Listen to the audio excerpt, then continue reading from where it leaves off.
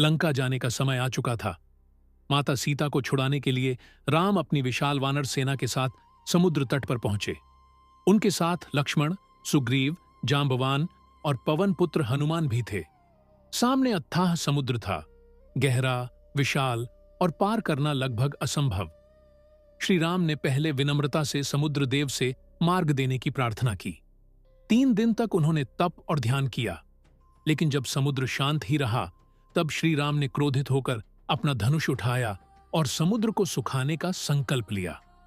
उनके तेज और संकल्प को देखकर समुद्र देव प्रकट हुए और क्षमा मांगते हुए बोले कि वे मार्ग तो नहीं दे सकते, परंतु एक उपाय बता सकते हैं। समुद्र देव ने कहा कि वानर सेना में नल और नील नाम के 2 वानर हैं, जिन्हें विशेष वरदान प्राप्त है। वे जिस भी पत्थर को पानी में डालेंगे वह डूबेगा नहीं।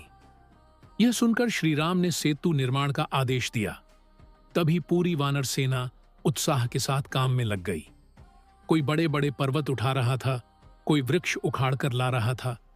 पत्थरों पर राम नाम लिखकर उन्हें समुद्र में डाला जाने लगा, और आश्चर्य, वे पत्थर पानी पर तैरने लगे।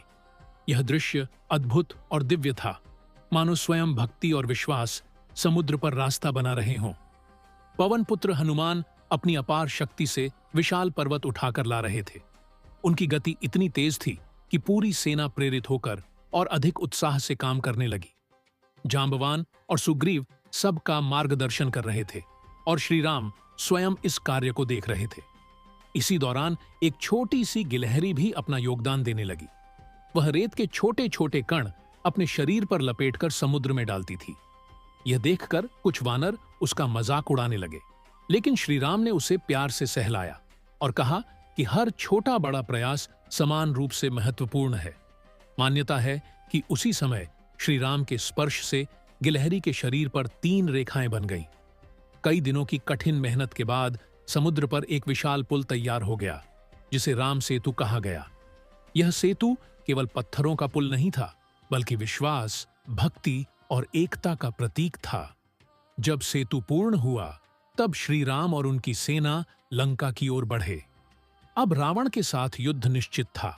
एक ओर धर्म की सेना और दूसरी ओर अधर्म की शक्ति।